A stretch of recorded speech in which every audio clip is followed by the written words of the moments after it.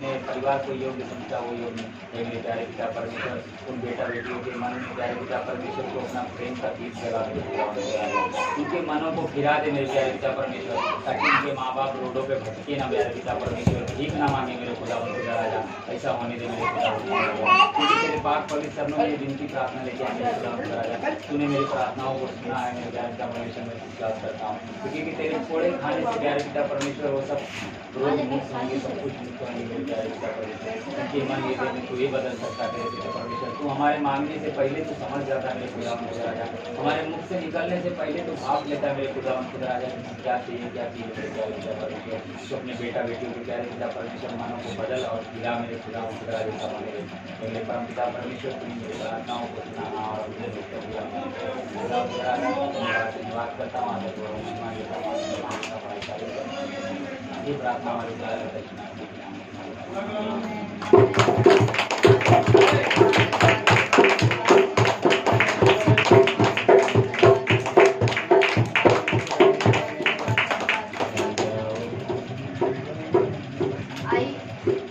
प्रार्थना करा, परीक्षेचं काम आता बंद आहे, तिथे व्यवस्थित चालू होण्यासाठी सगळे मटेरियलचे जे काही सर्व ते सगळं पूर्ण होण्यासाठी प्रार्थना करा आणि प्रार्थना करा ज्यांचे लग्न नाही होत ना, वय झालं तरी वय निघून गेलं तरी लग्न होत नाही करा, तर त्याच्यासाठी तुम्ही प्रार्थना करा की परमेश्वर त्यांचं पण लग्न लवकर जोडी देतो.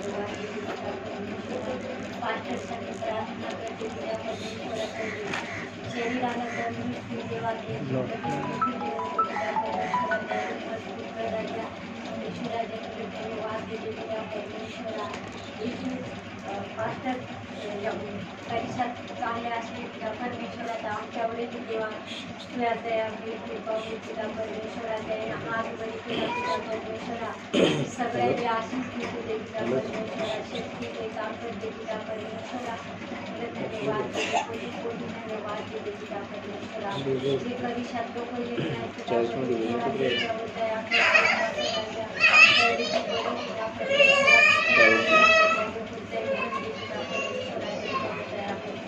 हाँ ठीक बना दिया चल मेरे को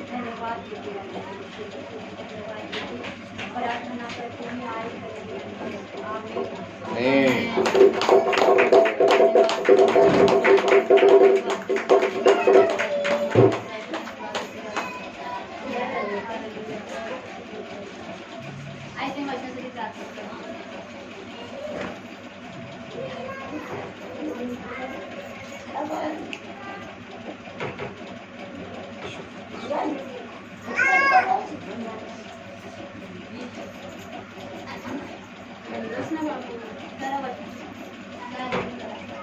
तुम्ही करा.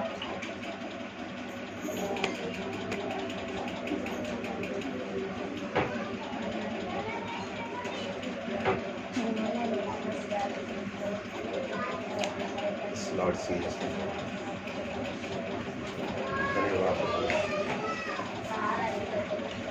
धन्यवाद धन्यवाद धन्यवाद Yes, Lord Jesus. Amen.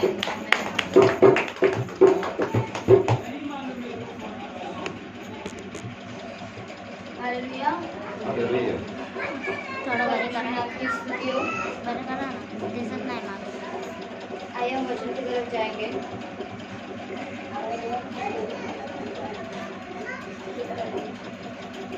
निकालेंगे पहला पत्रस 5 का 7।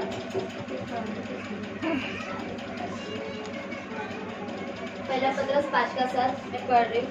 अपनी सारी चिंता उसी पर डाल दो क्योंकि उसको तुम्हारा ध्यान है। हमें परमेश्वर का वचन कहता है कि अपनी सारी चिंता क्या करो, मुझ पर डालो। बस लेकिन हम क्या करते हैं, चिंता लेके बैठ जाते हैं। मैंने जैसे उस दिन बताया था तू हट जाना, तुझे कि आता है कांधे के कैमरे का बारे काम। में, जो कंधे पे क्या कर रही थी, अपना बोझ सिर पर अपना बोझ क्या कर रही थी और लेके जा रही थी। लेके जाने के बाद वहाँ पे वो बैलगाड़ी जा रही थी, तो आदमी ने क्या कहा,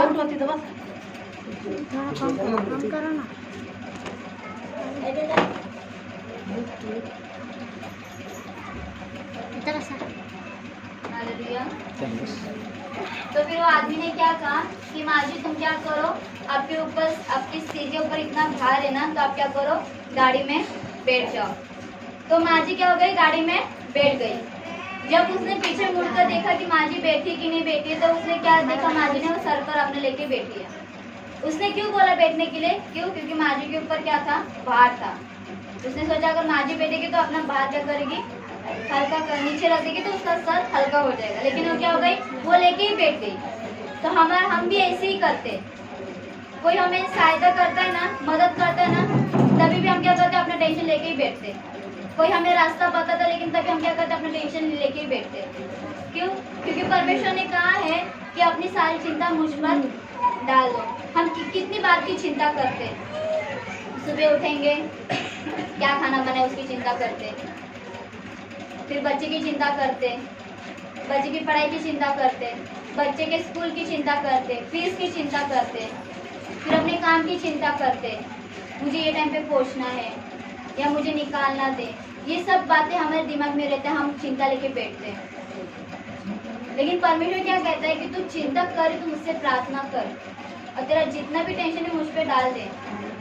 लेकिन हम टेंशन लेके ही बैठ जाते हैं। फिर मत्ती 6:27 में लिखा है, इसलिए मैं तुमसे कहता हूँ अपने प्राण की यह चिंता न करना कि हम क्या खाएंगे और क्या पिएंगे, और न अपने शरीर की क्या पहनेंगे। क्या प्राण भोजन से और शरीर वस्त्र से बढ़कर नहीं। आकाश के पक्षी को देखो, वो न बोते और न काटते और न खतों में बटोरते, फिर भी तुम्हारा स्वर्गीय पिता उनको खिलाता है। क्या तुम इससे अधिक मूल्य नहीं रखते। देखो परमेश्वर क्या कहता है कि तुम अपनी शरीर की चिंता क्यों करते हो। आज की रोटी परमेश्वर ने दिया है ना, उसमें तृप्त हो जाओ, उसमें ही परमेश्वर को धन्यवाद करो। हम क्या कल का सोचते हैं, आने वाले फ्यूचर के बारे में सोचते हैं। हमें नहीं पता कि हम कल रहेंगे या थोड़े दिन में रहेंगे या थोड़े टाइम पे रहेंगे या घर जाते जाते हमारी मौत हो सकती है। हमें नहीं पता कि हम कब रहेंगे, लेकिन हम क्या करते हैं, फ्यूचर के बारे में सोचते हैं, आने वाले दिन के बारे में सोचते, आने वाले कल के बारे में सोचते कि हम कल के क्या खाएंगे, क्या बनाएंगे करके। तो परमेश्वर बोलते हैं ना, तुम अपने शरीर खाने की चिंता करो, ना पहनने की चिंता करो। आज की चिंता तुम्हें आज ही बहुत है, आज का दुख आपके लिए बहुत है। तुम आने वाले दुख की चिंता मत करो। अभी मेरे बच्चे छोटे हैं, कल जाके वो लोग बड़े हो जाएंगे, तो उनको कौन से स्कूल में एडमिशन करवाना है, अच्छे स्कूल में डालेंगे तो उतना पैसा चाहिए, उतना कमाई भी चाहिए हमारे पास। आप सिर्फ क्यों चिंता करो, आप सिर्फ परमेश्वर से प्रार्थना करो। जब वो समय आएगा तो परमेश्वर अपने आप ही वो कार्य करेगा। फिर बाद में यहाँ पे लिखा है कि आकाश के पक्षी को देखो। देखो जब आकाश के पक्षी को देखो, कितना वो लोग कुछ बोलते हैं, कुछ काटते हैं। हम लोग खाना बनाते हैं, जैसे हम लोग खाना बनाते हैं, हम लोग को कितना टेंशन रहता है, आज क्या सब्जी बनाए, क्या रोटी बनाए या पूरी बनाए, क्या बनाए, हम लोग ऐसे टेंशन रहता है। लेकिन उन लोग को टेंशन नहीं रहता है, क्यों, क्योंकि परमेश्वर उनका भोजन है वो उनको परमेश्वर डेली देता है, रोज देता है। तो फिर उनसे बेहतर तो हम है। क्यों, क्योंकि परमेश्वर के स्वरूप में हमको बनाए, हमें क्या किया, रचा है। तो हम परमेश्वर की नजर में कितने अनमोल है। एक शिरोमणि, जैसे उस सिस्टर ने वचन देता है, एक शिरोमणि परमेश्वर आपको बनाता है। तो हम परमेश्वर की नजर में क्या है, शिरोमणि, एक डायमंड की तरह है। तो परमेश्वर हमें पॉलिश नहीं करेगा, ऊपर से चमकाएगा नहीं, लेकिन हम क्या करते, खुद ही टेंशन लेके बैठते हैं कि क्या करें, कैसा होगा, नहीं होगा तो क्या होगा, होगा तो क्या होगा। हम दोनों तरीके से सोचते हैं, एक निगेटिव भी सोचते हैं और एक पॉजिटिव भी सोचते हैं। कि कैसे होगा करके। इसलिए तुम चिंता करके यह न कहना कि हम क्या खाएंगे और क्या पिएंगे या क्या पहनेंगे, क्योंकि अन्य जाति इन सब वस्तु की खोज में है, परंतु तुम्हारा स्वर्गीय पिता जानता है कि तुम इन सब वस्तु की आवश्यकता है। देखो, परमेश्वर को हमें पता है कि हमारी जरूरतें क्या है। हमें पैसे की भी जरूरत है, खाने की भी जरूरत है, पीने की भी जरूरत है, रहने के लिए घर की भी जरूरत है। हर एक चीज की परमेश्वर को पता है कि हमारी जरूरत क्या है। सुबह से लेकर रात को सोने तक हमें कितने सारे जन की जरूरत रहती है। दुकान वाले की जरूरत रहती है, मेडिकल वाले की जरूरत रहती है, दूध वाले की जरूरत रहती है। हर चीज की हमें क्या रहती है, जरूरत रहती है। जो कोई पेपर पढ़ते हैं उनको भी उनकी जरूरत रहती है, बाहर लोग की। हर एक चीज ना किसी को जरूरत रहती है। कोई ऐसे नहीं है कि मुझे, कोई ऐसे बोल नहीं सकता कि मुझे किसी की जरूरत नहीं है। कोई नहीं बोल सकते कि मुझे किसी की जरूरत नहीं है। क्यों जरूरत नहीं है? जैसे मैंने बताया, खाने की जरूरत नहीं है तो दुकान में जाके तो आपको लेना ही पड़ेगा ना। तो दुकान वाले की तो जरूरत तो हो गई, दूध की तो जरूरत तो हो गई, चाय बनाने के लिए चाय पत्ती की जरूरत है। हर चीज की जरूरत पड़ती है। तो हम ऐसे नहीं बोल सकते कि मुझे किसी की जरूरत नहीं है करके। आमीन। तो यहाँ पे लिखा है कि परमेश्वर को पता है कि हमारी जरूरत क्या है, लेकिन परमेश्वर क्या चाहता है कि तुम पहले अब मेरे राज्य और नीति की खोज करो, राज्य और धर्म की क्या करो, खोज करो। अगर हम परमेश्वर की खोज करेंगे, परमेश्वर को और गहराई से ढूंढेंगे, वचन में और गहराई से उतरेंगे, परमेश्वर की बातों पर मन लगाएंगे, परमेश्वर की आज्ञा पर चलेंगे ना, तो परमेश्वर ना ये जो चीजें ना अपने आप दे देगा। और वो कैसे देगा आपको भी पता नहीं चलेगा कि परमेश्वर हमें क्या कब, क्यों? क्योंकि हमारा मन किधर रहता है, परमेश्वर की ओर रहता है। हालेलुया। हम परमेश्वर के मार्ग पे अच्छे से चलेंगे ना, तो परमेश्वर हमें जरूरत को पूरा करेगा। अगर हम परमेश्वर के मार्ग से थोड़ा भी हट गए ना, तो परमेश्वर हमें जरूरत को पूरा नहीं करेगा। लेकिन कैसे हो? दंड देके भी करता है परमेश्वर। आमीन। तो यहाँ पे लिखा है, अतः कल की चिंता न करो, क्योंकि कल का दिन अपनी चिंता आप लेगा। आज के लिए आज का दुख क्या है, बहुत है। आज के लिए आज का दुख क्या है, बहुत है। अभी जैसे वो जो 3 जन का हो गया, उनके परिवार में कितना दुख है। एक ही घर में से 3 जन ऑफ हो गए। बेटी के ऊपर से बाप का साया गया, पत्नी का पति गया, माँ का बेटे गए। तो उनको कितना दुख होता होगा, कितना दुख है, कितना टेंशन में वो। कमाने वाला भी उनके घर में कोई नहीं है। अब उन लोग क्या करेंगे, कैसे खाएंगे, कैसे पिएंगे? कितना दुख होता है, कितना टेंशन होता है। जब एक घर का मनुष्य, एक सदस्य जो लीडर रहता है, वो जब ऑफ होता है, कितना घर में प्रॉब्लम होता है, कितना भाग दौड़ करना पड़ता है। जब वो घर में मुख्य रहता है, तब एक आधार रहता है, एक सहायक रहता है। अगर वही नहीं रहेगा तो फिर कैसे जिएंगे हम कितना खुद के लिए क्या करेंगे? तो सोच के भी हमें कितना टेंशन होता है, तो उनको सोचो कितना टेंशन होगा करके। हमें तो हमें उन सब लोगों के लिए हमें क्या करना चाहिए, प्रार्थना करनी चाहिए।